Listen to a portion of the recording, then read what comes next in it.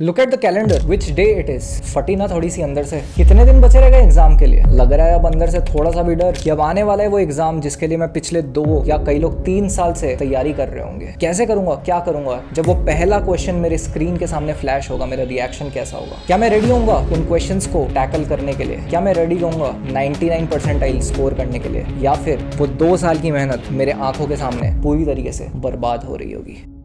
So hello everyone, this is Kushal Sarkar, and in today's video we are going to talk about what are the mistakes that you should avoid in this last few months. The points I'm going to tell you in today's video are super important and are based on my personal experiences. सबसे important चीज है focus on January attempt. I cannot emphasize more on this point. ठीक है, अभी से काफी लोग हार मान गए होंगे कि okay I'll focus on the April attempt. क्या जा रहा है, चलो अप्रैल में अपना बैठ देंगे, इतने टाइम बचा है अप्रैल के लिए। फिर तुम वो सेम काम करोगे, फिर तुम पढ़ाई नहीं करोगे, फिर तुम पीछे हो जाओगे। April attempt is going to be very difficult, competition बढ़ जाता है। January attempt is much simpler in terms of level of question also and competition also. So the very first topic is भैया syllabus completion। क्या करूं भैया, revision करूं, syllabus complete करूं, so many chapters, कौन सा करूं कौन सा नहीं करूं। Okay, I'll clear this doubt for all of you. जितने भी दिन बचे हैं, the number one priority for you should be to focus on those topics which are easy and high score. अब ऐसे कौन से टॉपिक होते हैं, जैसे फिजिक्स में हो गए electrostatics, centre of mass, gravitation. Maths में से कौन से चैप्टर्स है, quadratic equation, sequence and series. इनसे क्वेश्चन आता ही आता है, it's given and they are very easy. They can be covered in less amount of time. अगर तुम इनके सिलेक्टिव कुछ क्वेश्चंस कर लेते हो थ्योरी करने के बाद में, एक बहुत हाई चांसेस है कि तुम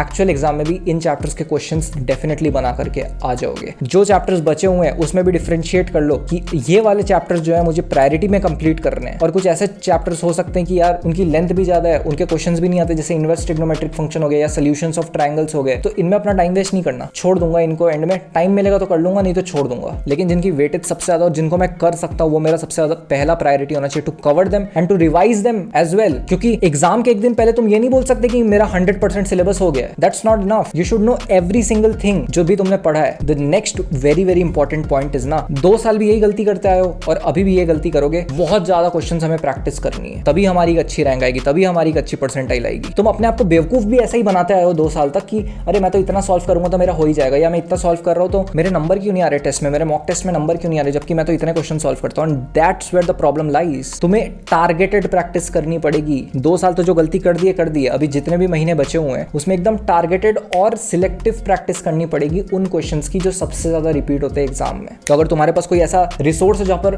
प्रीवियस ईयर क्वेश्चंस ऐसे मोस्ट रिपीटेटिव वे में, या फिर एक प्रॉपर तुम्हारे पास में असाइनमेंट्स के फॉर्म में अवेलेबल है, तो उसको ढंग से सॉल्व करो और उसी को सॉल्व करो। उससे ज्यादा करने की जरूरत भी नहीं है तुम्हें। एक चैप्टर के लिए 50 चीजें करने की जरूरत नहीं है। या फिर अगर तुम्हारे पास में वो रिसोर्स नहीं है तो फोडू क्लब की टेस्ट सीरीज में तो हम वो चीज दे ही रहे हैं, most predicted chapter wise questions, जहां तुम प्रॉपर जेईई मेन के फॉर्मेट में सारे के सारे क्वेश्चंस सॉल्व कर सकते हो टारगेटेड वे में। सिलेक्टिव क्वेश्चंस हैंड पिक्ड जो कि सबसे ज्यादा रिपीट होते हैं। Now moving on to the next point, and this point might be very controversial, और मेजॉरिटी बच्चे यही करते हैं, इसलिए तो रिजल्ट नहीं आता। वन शॉट देखते रहते हैं ना, एंड तक एग्जाम के एक दिन पहले भी बैठ के तुम वन शॉट ही देखते रह जाते हो, इसलिए तुम्हारा एट द एंड एग्जाम में कुछ नहीं होता है। So that's why my strict advice to you is stop watching one shot videos. Now by stop I don't mean कि भाई एकदम बंद ही कर दो, बट एक स्मार्ट तरीके से देखो। जिस कंसेप्ट में प्रॉब्लम है उस पर्टिकुलर कंसेप्ट की वीडियो जाके देख लो। चैप्टर रिवाइज करना है क्विकली, फॉर्मूलाज रिवाइज करने हैं, क्विक थ्योरी रिवाइज करनी है तो फटाफट से देख सकते हो। लेकिन उसको अपना जीवन मत बना लो वन शॉट वीडियो को। 1 घंटे की वीडियो देख के ये मत समझ लो कि तुम्हारे जेईई मेन तो हो गया, मतलब तुमसे सारे क्वेश्चंस हो जाएंगे एग्जाम में। एट द एंड रियलाइज करो, 10-12 घंटे बैठ के टेबल में मुंडी झुका के मेहनत तुमको करनी है। अगर वो मेहनत नहीं कर रहे हो ना तो कुछ भी नहीं हो सकता एट द एंड। चाहे तुम 50 वन शॉट वीडियो देख लो, 50 AIR-1 के वीडियोस देख लो, इंटरव्यू देख लो, व्लॉग देख लो, कुछ भी नहीं होने वाला।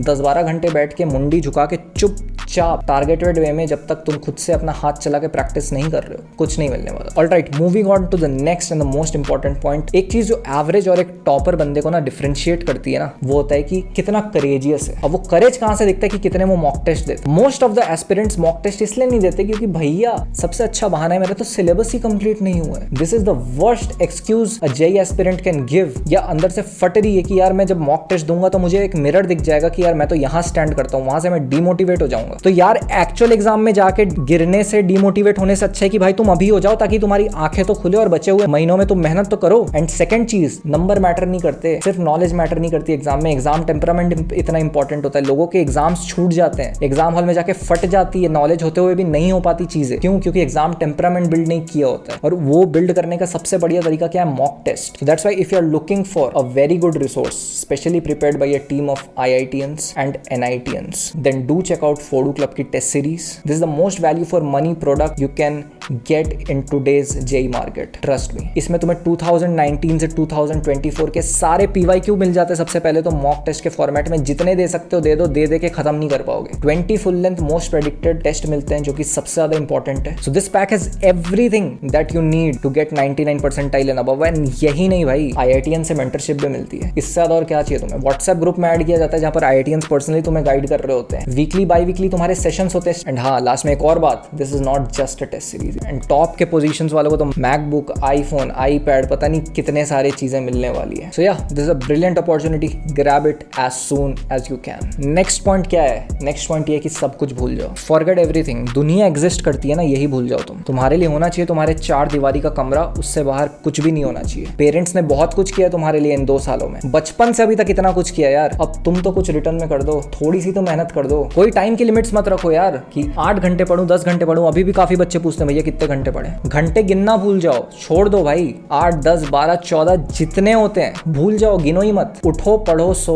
यही काम होना चाहिए। इसके अलावा कुछ भी नहीं होना चाहिए इस पॉइंट पे तुम्हारे पास में दिमाग में, और कुछ सोचने के लिए दूसरी चीज आनी ही नहीं चाहिए। सो यू ऑल आर फोडू क्लब मेट्स, सब फोड़ने वाले हैं JEE Main 2025। मुझे पूरा विश्वास है। I am 110% sure that each and every one of you who is watching this video is going to give their 110% and are going to achieve whatever your dream score is. You all are going to achieve that. Keep believing in yourself, change your mindset and conquer this exam. Wish you all the very best. साथ में फोड़ेंगे।